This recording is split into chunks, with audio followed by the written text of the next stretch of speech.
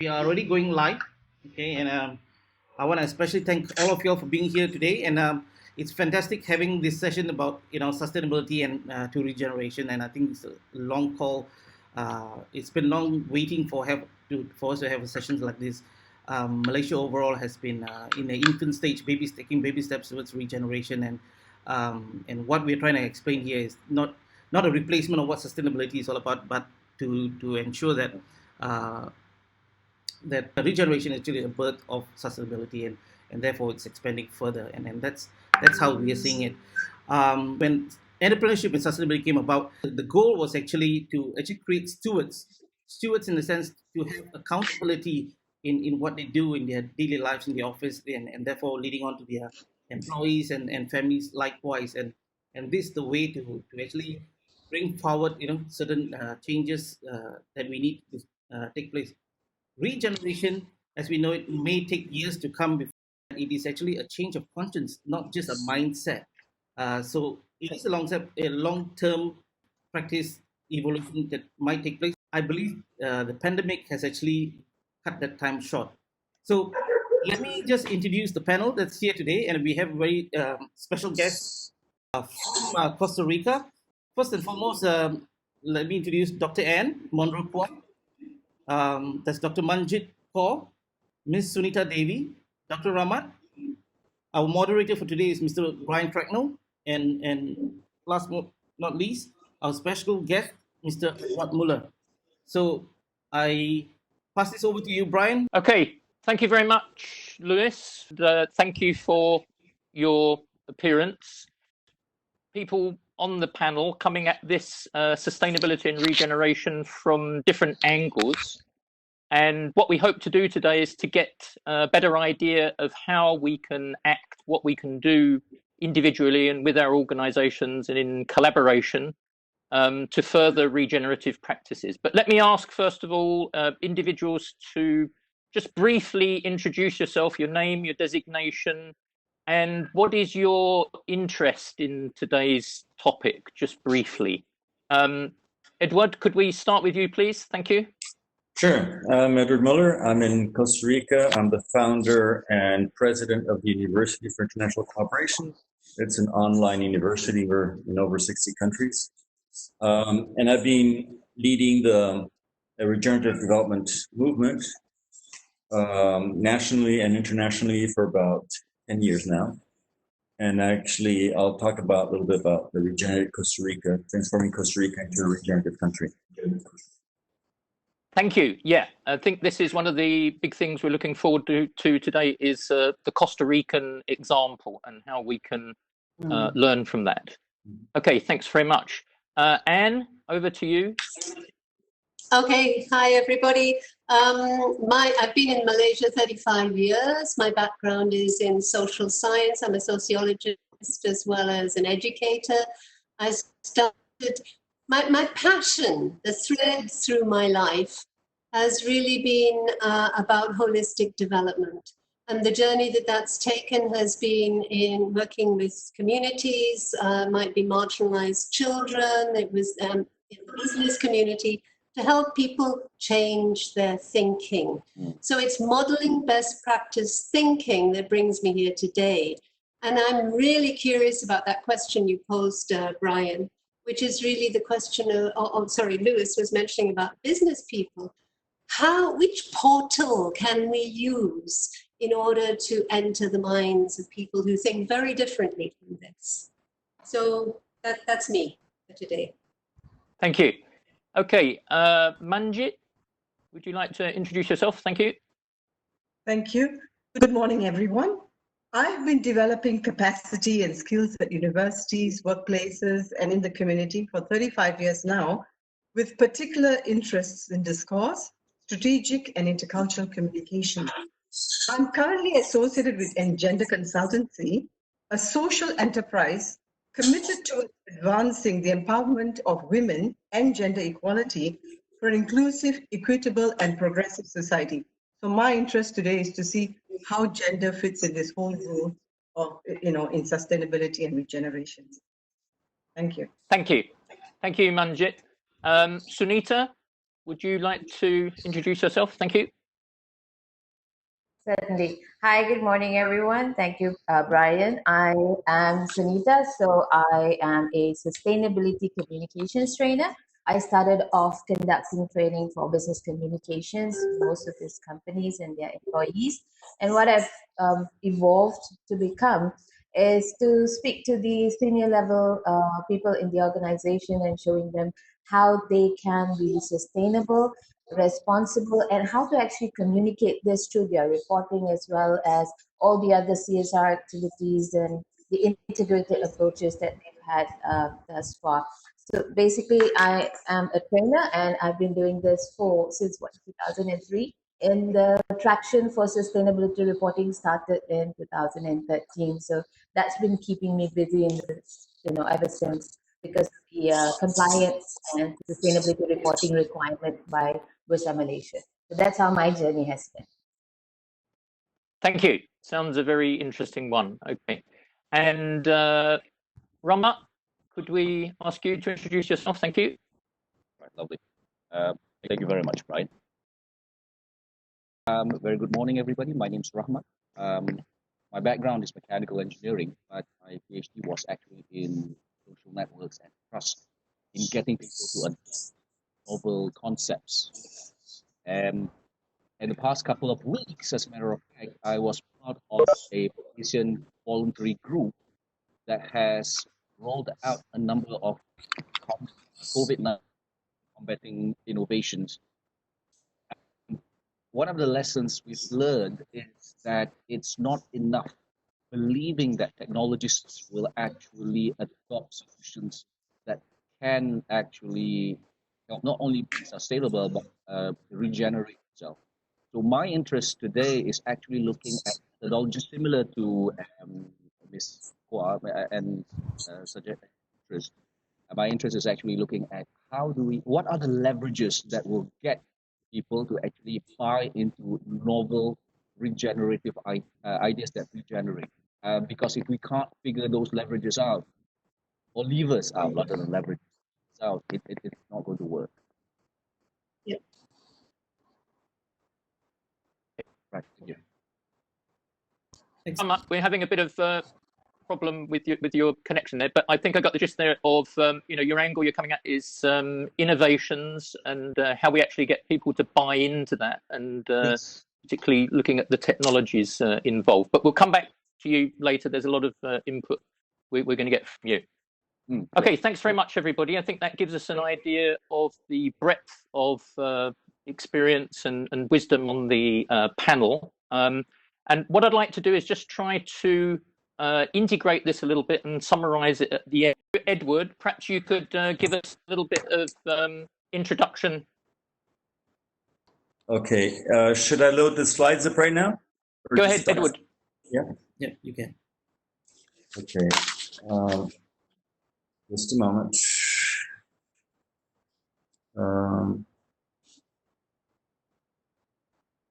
Yeah. Yep, good. Yes, yes, yes. Okay. I'll go quickly through this.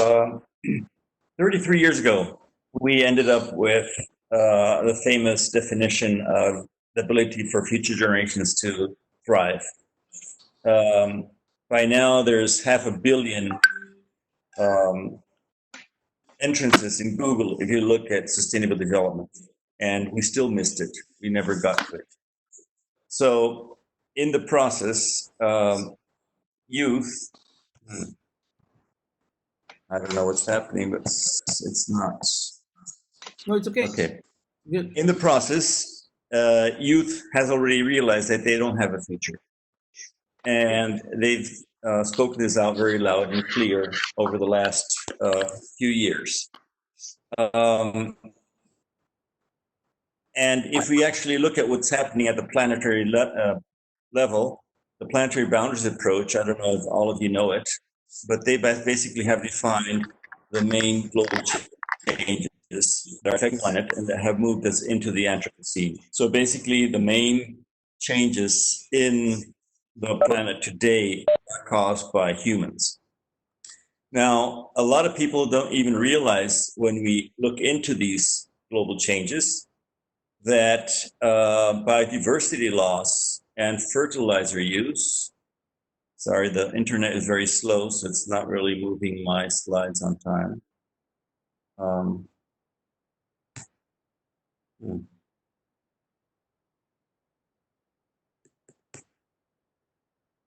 I might have to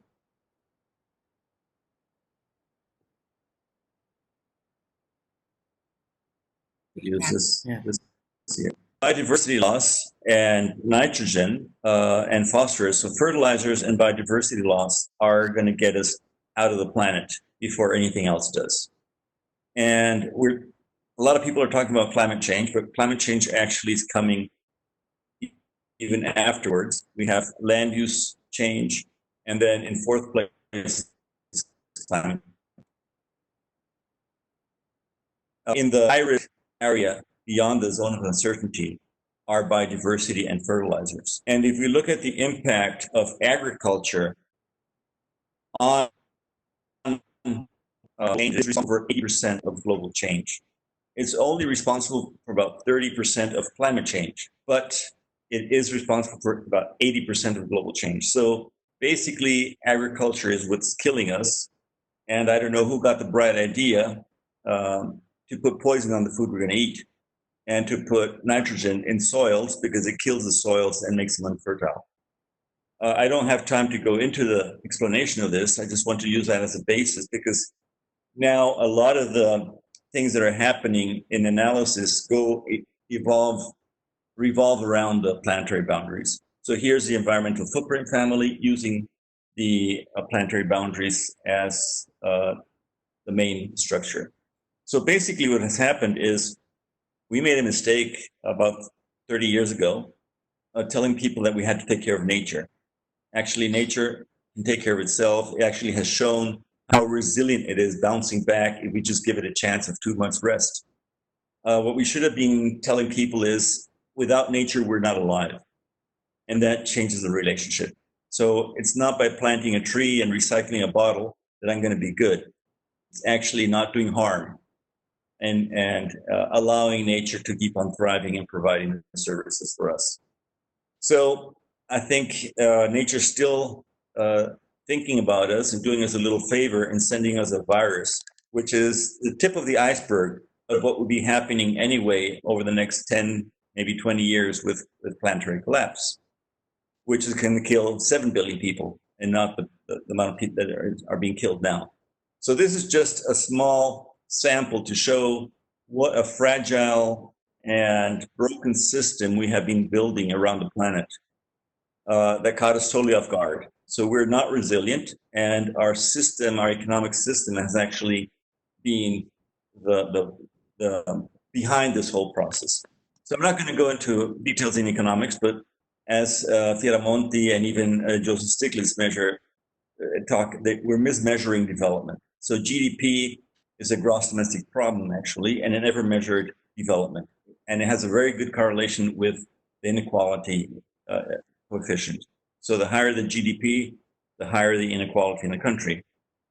And now many initiatives are revolving around the planetary boundaries. One of them is Kate Raworth's Doughnut economics. So what she did was put the planetary boundaries on the outside of the donut and the social threshold or the social foundation of society in the center of the donut. And I'm just going to use this as an example, because if we ask ourselves what development actually is, and I look at Germany, I use Germany because I am from German descent. Germany has been unsustainable way before I was born.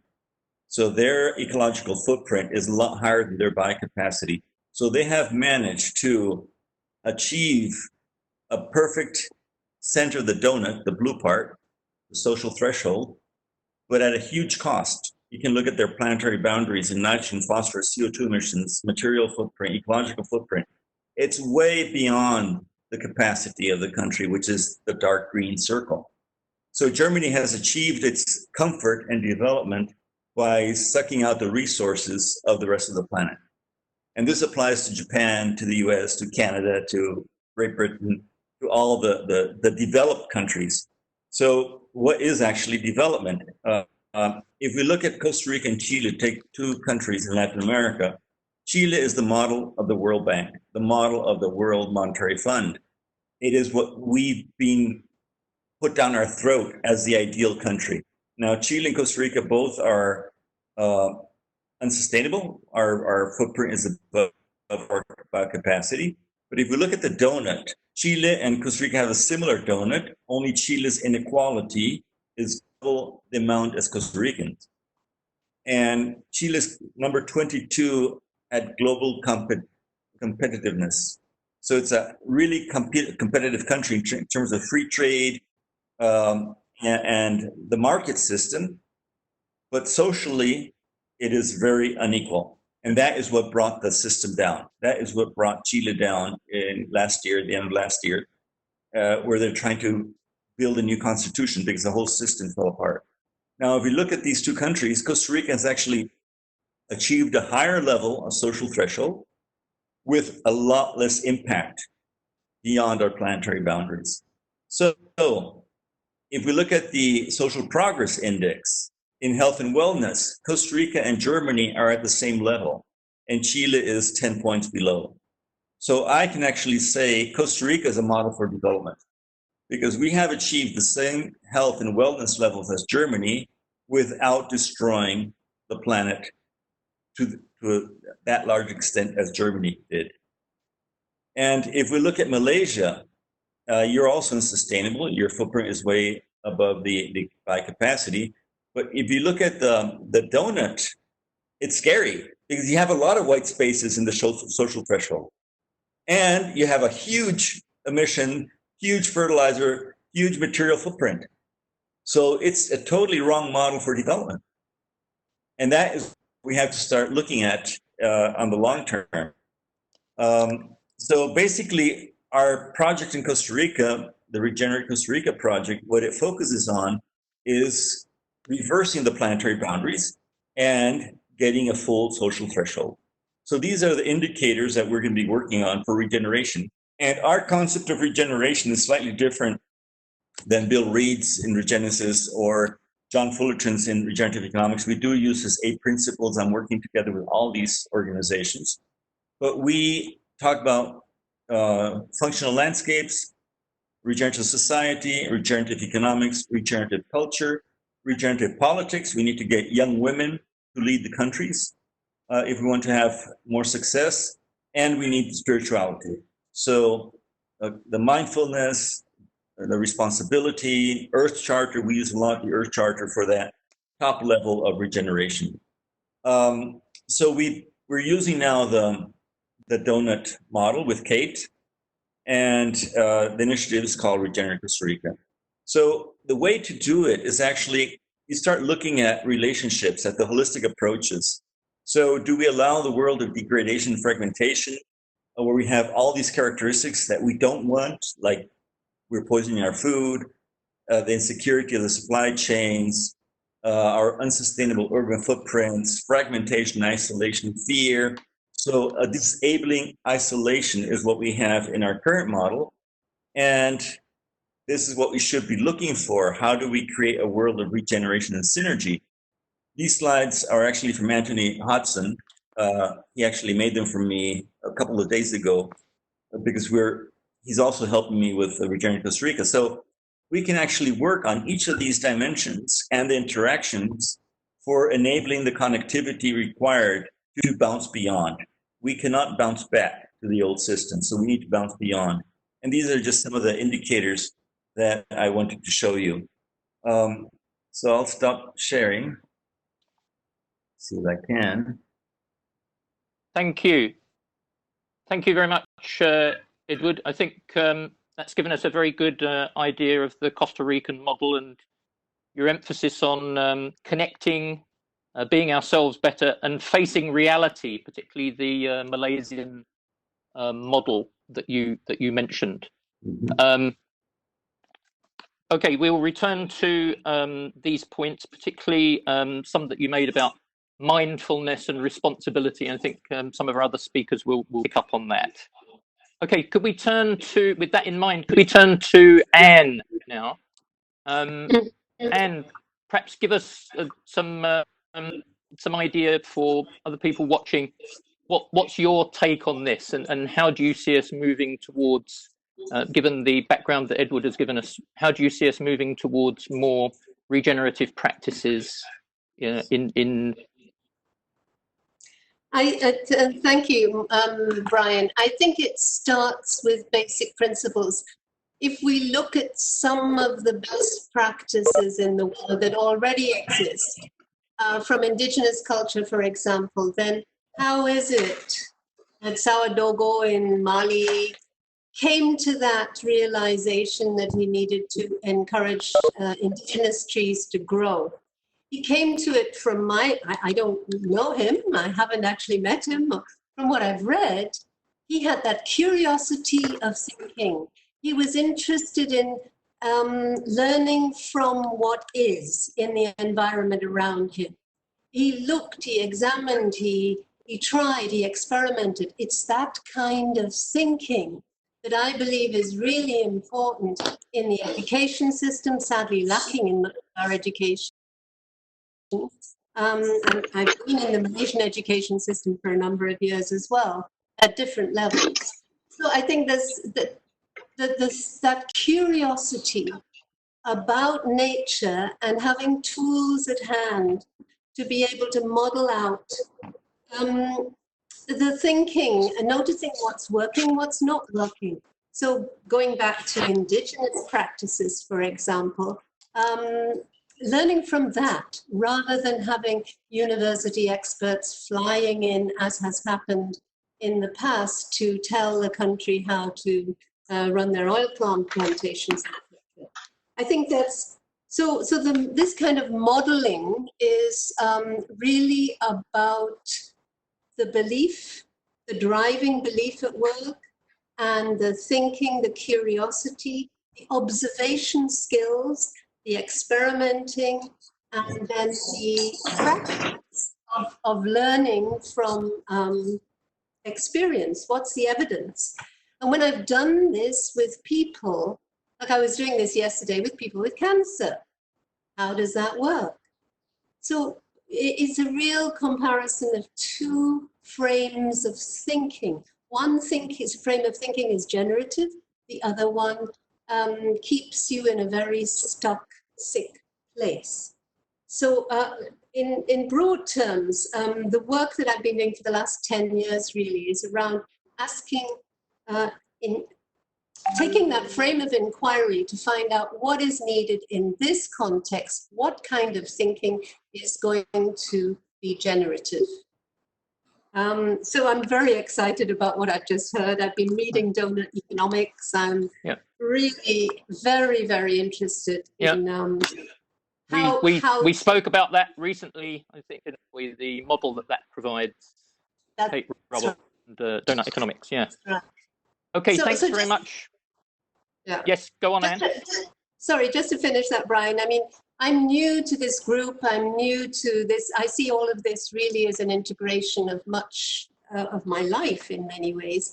And what I see going forward is I'm already thinking of people that I want to go and talk to and model their thinking because they're already involved in regenerative projects. So I'd be curious to know just exactly what's going on in the inner thinking, because if we know that, we can teach it.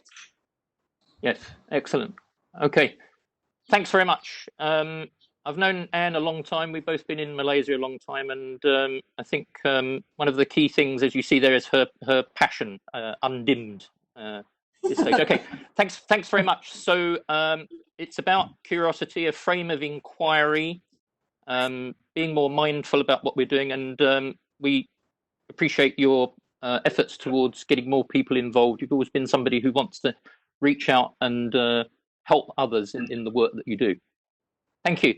Okay, let's turn to Manjit. Edward touched on a very important point about bringing women into leadership positions. I know in your work, you're very much in the socio-economic development.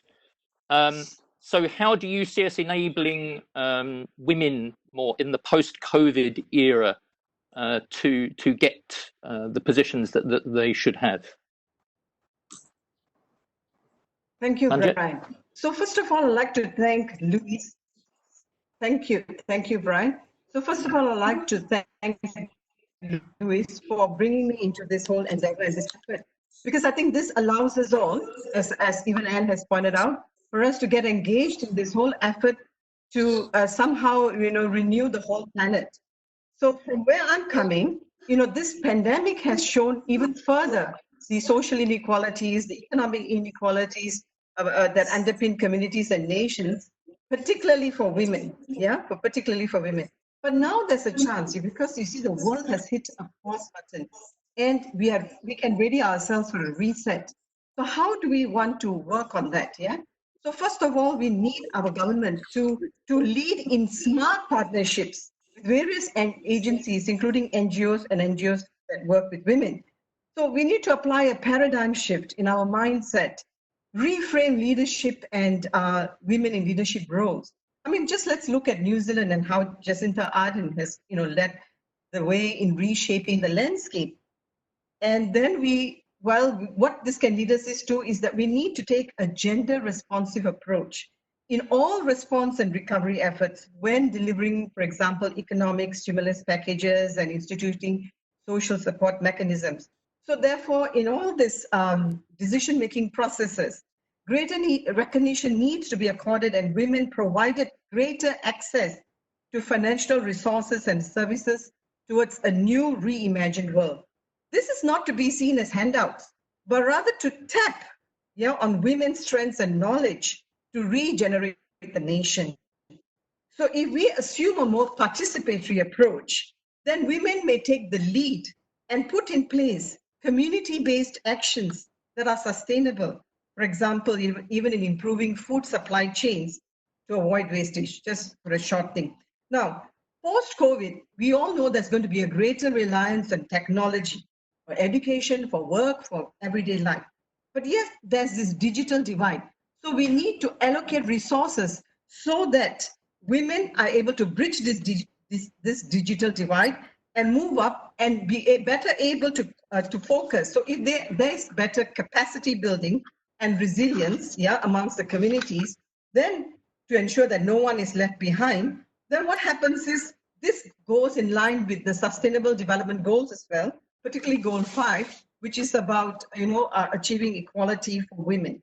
So if we do all this and if we build all this capacity, then with the gig economy, women, which is set to become bigger, then women are better equipped to access increased opportunities for decent work, decent wages, which in turn will benefit families, benefit communities, which will then mean that women are able to exercise a greater say in how work, society, and the environment of the future is envisioned and conducted. And I believe that because women from young tend to play a more nurturing role within the family, this would translate to a globe that is run in a fairer, just, more ethical way, and of course, bearing in mind even the environment to make sure that our footprint is smaller than what it is now. So last but not least, this is also important, a more equitable society would aid in creating safe spaces for women and children, and thus a more socially sustainable society. And I think we need to stress that safe spaces as well in this increasingly violent world. Thank you. Okay, let's go on to Sunita. Just a question for you. I know you're coming. Question, how can a company progress in its sustainability performance and reporting in your experience? Hi, Brian. Hi, everyone who's still listening in. Thank you for being patient. I think that's very important and we've got a lot of time. So I'm going to be very brief on how my journey started and why it's still a very passionate subject matter for me. You see, we have, as a trainer, I have been working with people who are on the front line in management as well as those in sitting on the board. The gap that I foresee and that I've experienced seeing in my role as a trainer is that when they initiate a training program, the initiation is because they are ticking off a box in their checklist to conduct a training, when by right it should be to measure how much of that competencies have increased due to that training, and how are they applying those aspects that they've been trained on onto the work that they do, and also to the overall good of the company. Simple example, when we conducted a training on sustainability awareness, the question was, how aware are you about sustainability?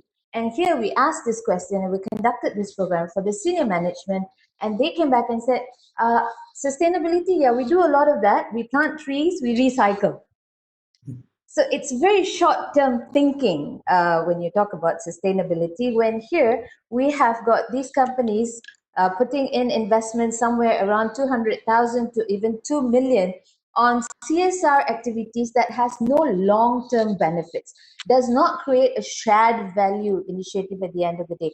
So I have been, going back to these companies and advising them, taking them through examples of how to implement shared value, long-term value creating activities. So it's not just CSR for today, and so I'm going to get 70 people to volunteer to plant some trees, and then the very next day or 2 days later, you don't know whether that tree is still surviving or not.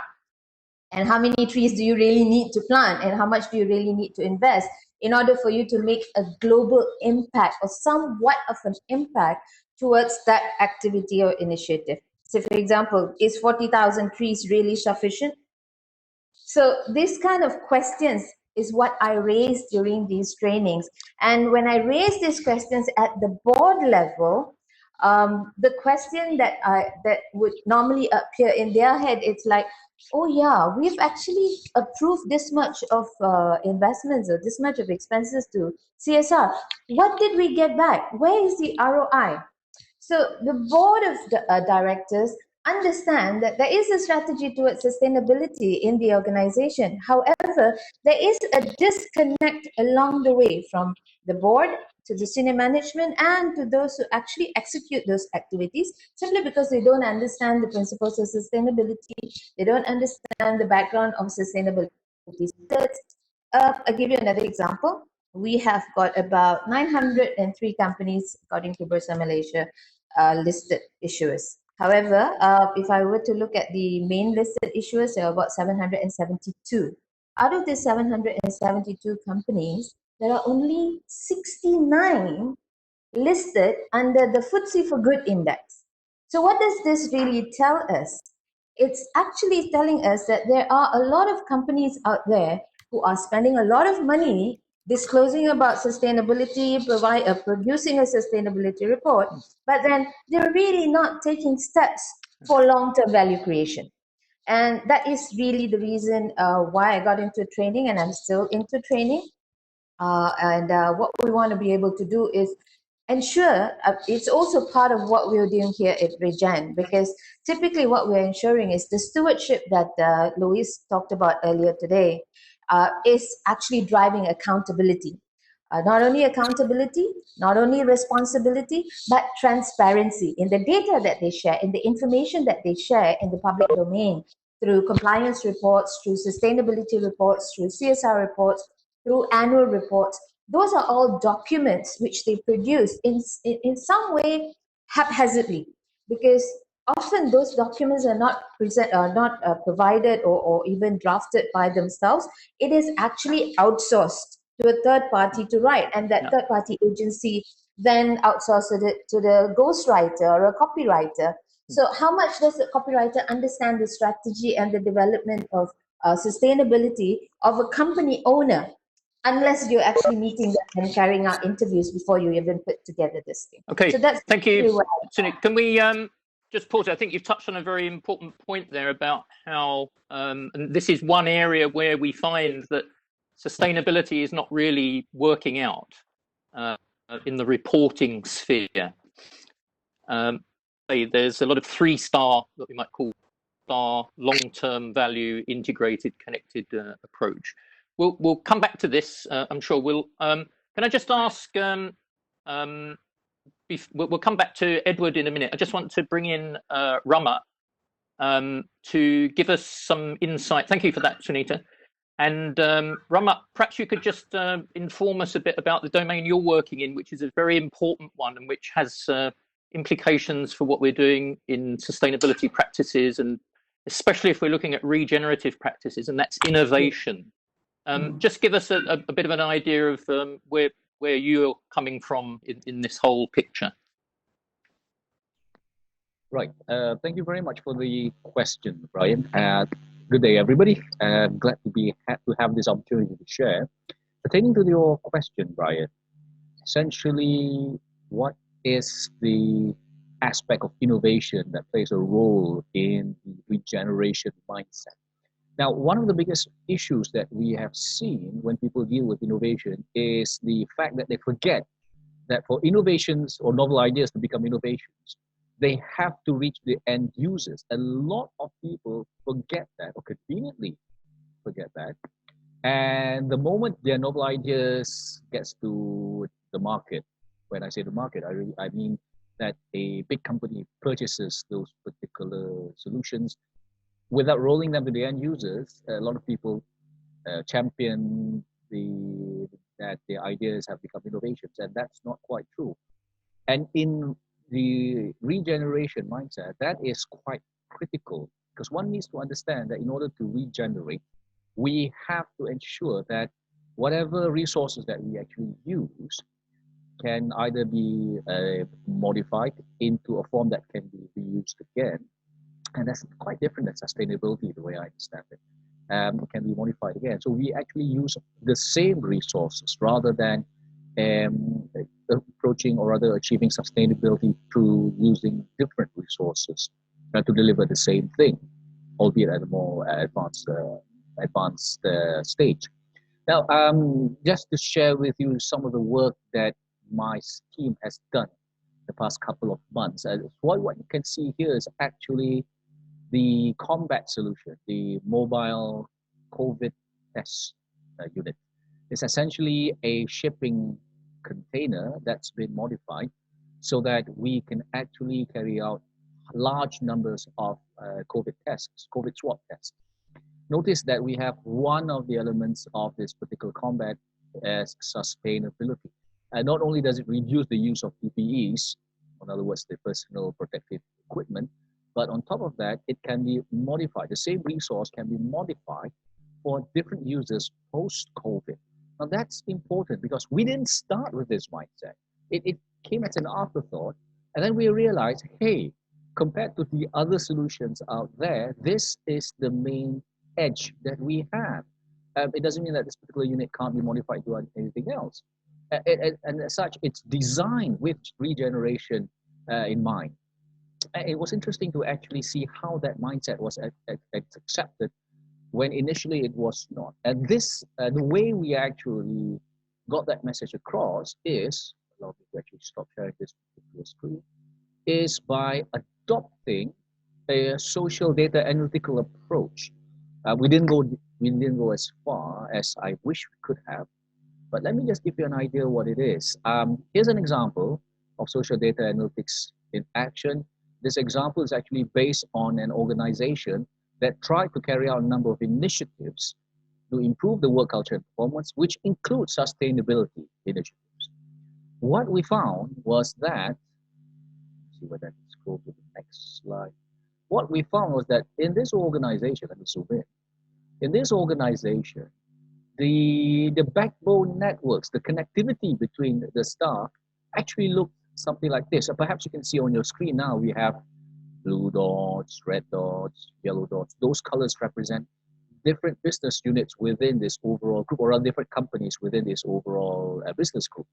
And you can see that whilst the red unit, or the red division is well connected, the blues and the yellows are not. And this is important because the blue one is the business unit that deals with a lot of the environment, whilst the ones in yellow is actually related to the medical industry.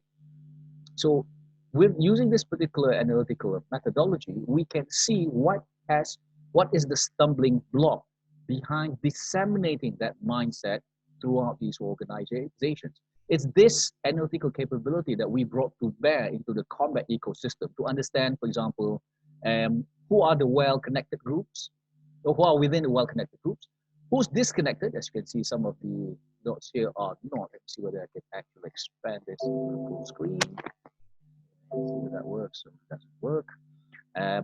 Those who are actually disconnected. Here, let me perhaps use some sort of indicator to do this. Here we go. So here we go. We have disconnected groups.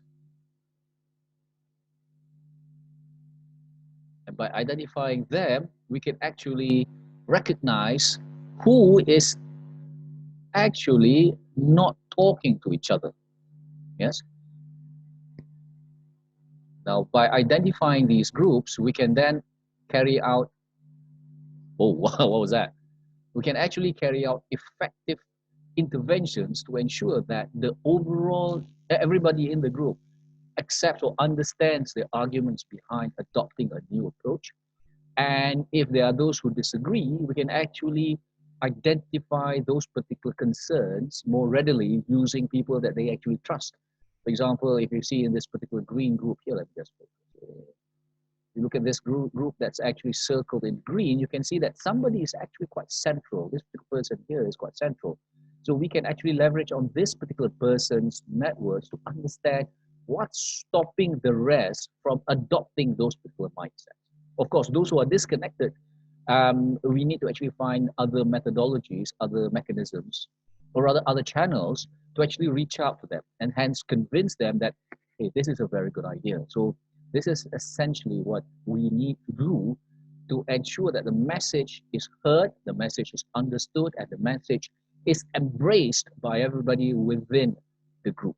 And if there are any particular concerns, they can be addressed not only accordingly, but fairly. And that's essentially it. Hope that that gives you an idea of what it is that I do now.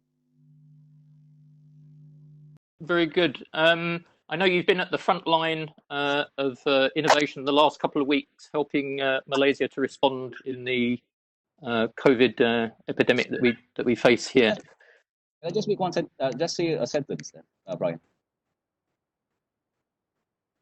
Sure. Right? Go ahead. Right. I've learned a lot more about managing innovations and innovation value chains in the past 5 weeks than I have in the last 8 years. I thought, this cannot be happening. This is ridiculous. Okay, this is a government agency that's given the mandate. Oh, okay, that's happening. Yikes. Okay, chalk down that down to for another lesson to be shared. It's right. Amazing the level of I was about to use the word incompetency, but I don't think that's the word. Right. Well, let's perhaps call that an example of accelerated learning in practice. You can say okay, thanks very much for sharing that. I'd like to go back to Edward on this one. Edward, as you've been listening to the input from our colleagues, perhaps you get a sense of how we could begin to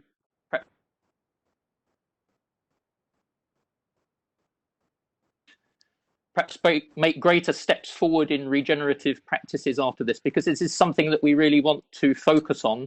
How do we act on this, given the urgency of the situation and the opportunity that presents itself now that, as you said yourself, we're not going to bounce back, we want to bounce beyond. Could you give us some input on that? Thank you.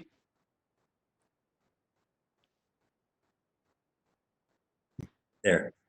Can you hear me now? Yes? Yes. Yes. Yeah. Okay. How do I start? This is the best scientifically documented planetary extinction. So it's not science. We need science, we need to use it, but a lot of the science that we have is ending up with knowledge, from data to information to knowledge, and it's not going into wisdom. We forgot that stage, transforming thing into wisdom, thinking about it, incorporating it, looking at it from different angles. So it's all very quick and fast. Even the kids are now, I like and I share, and I don't read what I'm sharing. Just to give an example, we launched a a 42-second video for Earth Day. 90% of the people that saw the video shut off at 15 seconds. Only 1% finished watching the video during its 42 seconds. And it's a good video. People are just overwhelmed with information, and the young people are just not really interested in going to depth. So that is a big challenge. The other challenge is that we've been miseducated all along. Since kindergarten, we're taught to compete. What we need to do is collaborate. We won't move forward into regeneration unless we shift that mindset. And you go to the best universities in the world, Harvard, Chicago, those are the culprits that trained all our politicians to be corrupt. Because it's all competition, it's all greed, it's money, it's profit, and not collaboration, not empathy, not consciousness. I mentioned when I talk about spirituality with other presidents from universities, they just look at me like, this guy's crazy. When you try to integrate the Earth Charter, I don't know if you know about the Earth Charter, it's a whole global movement, and you try to integrate those 16 principles into a business, if a business does it, it's a good business. They just have to practice it. So we don't really, it's not lack of information. It is the need to unlearn what we've learned because it's wrong. We need to get a big sledgehammer and throw down the walls between the departments at the universities and get rid of the ego careers and the peer-reviewed journals that are very reductionist. If you want to make an academic ego career, you have to publish in the most renowned journals, and they're all extremely reductionist. They have to be very, you have to be very specific. I'm not criticizing that we don't need that type of science. We do need it, otherwise we wouldn't have done so much with the COVID over the last few weeks. But that type of science is not really the one that's necessary to fully implement a change. We need holistic vision. We need the integration of transdisciplinary approaches, not even multidisciplinary, transdisciplinary. So the way we look at it now is we're focusing on bioregions, cities, territories. And basically the biggest point is getting the ecosystems to function. So we're talking about functional landscapes. No matter if it's an urban landscape, a rural landscape, a protected area, they have to function ecologically. And ecosystems function if their biodiversity is okay. So we've lost over 80% of the biomass in biodiversity over the last 10, 15 years. If we keep on doing that for 10 more years, we have no turning back. So it's not a question of doing an impact assessment and reducing the damage done. That is legal, but it's immoral. Any business has to have three outputs: environmental, positive, community, positive, and financially positive. And that's where the System B from Latin America, for example, the B Corps in Latin America are doing. So to move in that direction, we need to unlearn, re-educate, and reshift our institutions. We cannot have the Ministry of Environment separate and fighting with Ministry of Agriculture, because agriculture is biology, it's not chemistry. It is humanity. I mean, we are part of nature. We're working a lot with indigenous communities, and we have an indigenous elder who just said in a workshop a few months ago, the problem with you white people is you use two words for something that we use one. You use and conserve as two different things. We have only one word for that. That is the essence. Okay, thank you very much. I think there's a lot for us to chew on there. And perhaps this point you make there about it's not a question about reducing our consumption or making it less worse. That seems to be fundament of sustainability, but actually unlearning and being better. And particularly the last point you make there about we're not above nature, we're not apart from it, that we have to see ourselves as part of that functioning system and not damaging it to advance our wealth and fame. And interesting the point you make about the one word which an Indigenous community has for where we can only have two. Perhaps some humility is needed there as well. Just to perhaps if I can just bring this to the third round before I try and summarize. So Edward, a lot of people will be saying, okay, this is great. We've been informed a lot. We've learned a lot from this. Where do we start? What would you advise from your long experience? Where is a good point to start? Some people say start at the community level. Others are looking at more big picture. But what would your view be on this? I'm almost sure that in a few years or maybe decades, governance will be local. The national governments are useless today. They're not even democratic. They're dictatorships. And they don't represent the majority of the people. So we have to empower local communities to start self-managing themselves and generating local economies. We won't go to a one economic system. It won't be capitalism or economy, no. We need a new economic system based on well-being, but it will have a lot of flavors according to where it is based. And if you actually look at the planetary boundaries, if we want to save ourselves, we need to concentrate on getting rid of fertilizers and bringing biodiversity back. And by doing that, we're automatically pulling carbon from the sky and putting it beneath our feet. If we turned all the degraded agricultural fields that are now being used under chemical intensive processes, if we turned all of them into regenerative, if we turned all the cattle farming into regenerative, we would be at 280 parts per million of CO2 equivalent in less than 30 years. It's not electric cars that will save us. They have a huge footprint in terms of child slavery for the cobalt. So we have to look at the true solutions, but then you cannot do it. An engineer will say, and I'm sorry, Rahman, I'm not talking about you, but we have scientists and specialties, even Cristiana Figueres, who was the one who conducted the Paris Agreement. She said cattle farmers and beef eaters had to be treated like smokers were treated before. And actually, we know that with holistic grazing, and Alan Savory has done a lot of this work all around the planet. Cattle production, actually the pastures, well managed, can fix more carbon than the forest does, because it fixes carbon at 2 meters depth, which will not burn, whereas the forest fixes carbon in the biomass, and it burns very easily. And we're seeing the Amazon releasing more carbon than it's actually capturing in the years of drought. So we have to shift our whole knowledge system. This reductionist science is actually making us make things worse.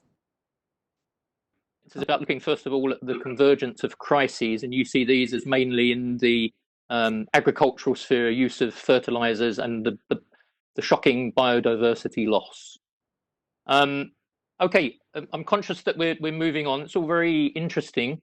Perhaps I'll just go quickly to our other colleagues, just to sort of put in a word, where do we start? So having heard from Edward with his input about the Costa Rican experience and from his practical wisdom and research done over the last 4 decades, where should we start then? Let's go to Anne first. Well, where do we start? Where do I start? I think I agree with you completely, Edward, about local. Local is the way. And, even in my own little housing estate, COVID has provided a brilliant opportunity to do that in so many ways. And foster and generate a spirit of collaboration that, thankfully, through technology. So we're looking at what each of us is doing and coping with this. And I've become a vegetable gardener for the first time in my life and things like this. I see a lot of hope in taking that forwards. And I'm looking at how I can increase those conversations and have those big conversations with various people. Can I just come in? I'll come back at the end, but just want to sort of just briefly get everybody's input on that. So for you, it's a local Yes. focus. It's about collaboration and dialogue. Okay, thank you for that one. Manjit, could we go to you? What's your take on this? Where can we start to look at to try to do something in terms of regenerative practices? So I think it should start with us as individuals and within our families, so that, as we said, even we can grow things in the garden, make sure that whatever practices are ecological.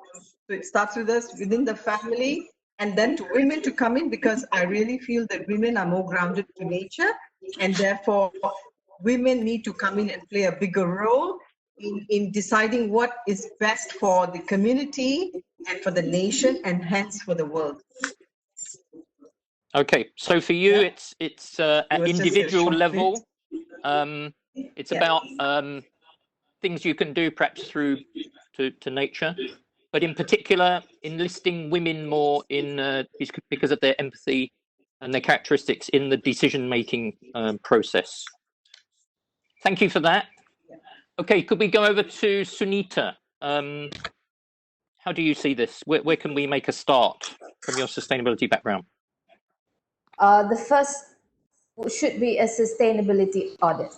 So we have financial audits and internal audits going around talking about how they can preserve their profitability. But what we really need to understand is provide the intelligence that we were talking about just now through sustainability audits. Understanding where we are creating best impact, what sort of risks, that the negative risks to the business that they would like to or be able to averse or avoid, and continue to make a good growth, continue to make responsible growth in the organization. That's one way to start. Of course, I also would like to say the ultimate objective is to create jobs which will help to enable and operationalize these initiatives. So even if you have, like what Manjit said just now, if we are at a reset, then we can also look at growing equality. And if we're growing equality, we need to understand how to operationalize it. So we need, in my terms, I would call it SDG jobs. Of course, at a global level, there are other ways to coin that term. But I think what we need is technical experts in specific areas. Like what Rahmat said just now, I mean, he's just understanding the ignorance level at government, at corporate level. But just to give you a quick pointer, Rahmat. Okay, can I just come back to you in a while, because I just want to get a very brief overview from everybody. So from your perspective there, it's intelligence gathering, it's getting the impacts and the risks clear, and then the growth is still a part for you to regenerate growth. I hope that's reflected it. Okay, we'll come back to you in a moment. Thanks very much for that one. Over to Ramat, briefly, from your innovation perspective, where do we begin? Perhaps you've got some really good insights from the last 5 weeks. Where do we start? It's like about... Yes, that's a question. I used to read Freakonomics, and I thought there was a need to actually have policies to even penalize criminals against these kind of all other activities or behaviors that damage the environment. Then I realized it hasn't worked, and I agree with Edward. So essentially, where do we start? We need to educate the youngsters and, forgive me for using this word, bring the elders context. The problem with the system all this while is that it's always been content driven. It's content. We need to give them the context, as Edward mentioned. Where's the ecosystem? Rather, everybody actually touched this. Where's the ecosystem? Where's the pipeline? So we need to educate the youngsters and not brainwash. The word is put the elders in echoing chambers that focuses on this pipeline thinking. So they can see, when I do this, it has an impact here. So I've got to figure out. That's why we send a lot of our youngsters to university, so that they can do this. But when they come back, we don't actually create based activities so that they can see, everything's linked. So that's where we have to start. Okay, thank you very much. So educating or re-educating, but looking in particular at the echoing impact. Okay, I'm conscious that we've perhaps run out of time. Lewis, are we ready to draw to a close? I'll just summarize then. First of all, I'd like to thank Edward for joining us here today. I think it's been really insightful, the offerings that he's given us here. Thank you, Edward. My pleasure. The 3 points, I mean, a lot of points have been discussed. I won't attempt to sort of bring them all together here. But I think the 3 things that Edward mentioned there, the importance of connecting on a number of levels, being ourselves better. There's a very good leadership book called The Language of Leadership, where this ex-CEO mentions this as being the key thing about leadership, that we must be ourselves but better. And then also, of course, this facing reality. I think Edward used the word fragile. There's a great song by Sting, one of my favorite musicians, where he sings about how fragile we are, and we're not aware of that. We need to be making ourselves fully aware of that now, because as Edward says, there is no way back after 10 years. We have to get this this awareness, raise this awareness, and then move to action from there. So I think there's a lot of food for thought there. It's great that we've made this start, Entrepreneurship and Sustainability Conference last year and continuing again this year. But these conversations are going to be a major element in helping us to move forward. So thank you, everybody, for your participation. Edward, Anne, Ranjit, Sunita, and Ramat. And I'll hand back to Lewis now. Thank you. Thank you very much, Brian. Fantastic having you on board and getting all those questions asked. Thank you, Edward, Manjit, Sunita, Anne, and Ramat. I just want to sum up just a little bit from what you like. I just want to expand a little bit, especially.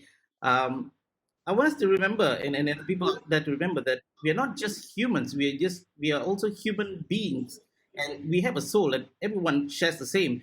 And I find that the fact that in a step towards going to regeneration, and that we be part of nature, we have to, the displacement that we find outside, we should be feeling it in ourselves as well. If there's a displacement out with gender equality, we should feel the displacement within ourselves as well. And back to us, what are we doing on our personal level? Okay, and then expanding it further and beyond. Otherwise, we'll be shooting blanks all over the place, and it doesn't help at all.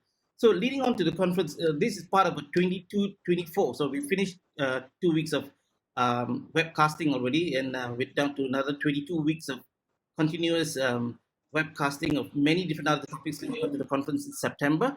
I just want to highlight that there are topics like the ancestral technologies, intergeneration justice, that and post-COVID carbon footprint. Some of these interesting topics that are coming about, and we have another interesting topic about women in technology, which is also another conversations that we'll have in the next few weeks. So stay tuned. Look out at our pages, and we'll definitely keep you posted for some time. We apologize for the streaming today, only because the internet connections were really bad, so we were just doing it on WebEx for now. So until then, thank you very much. Thank you all for being present here today, and thank you everybody out there. We look forward to seeing you and hearing from you again. Before we close, is there any other questions from our visitors, audience who have actually put in? Anybody want to say anything? Let me know. I'll give you an opening. Okay. Okay. I just want to ask if it's possible to have Edward Muller's connection. I'd like to know more about what you're actually doing in Costa Rica, and have a good look at that. Yeah. Can do. Yeah. Luis has my information. Lovely. Thank you. Thanks to everybody. Yes, exactly. It'll be in the YouTube page under the info section. All the details will be there with all your profiles as well. Yeah. With that, I'd like to close this and say thank you to everybody. Until the next time, goodbye. Thank you. Thank you. Bye-bye. Bye. Thanks, everybody.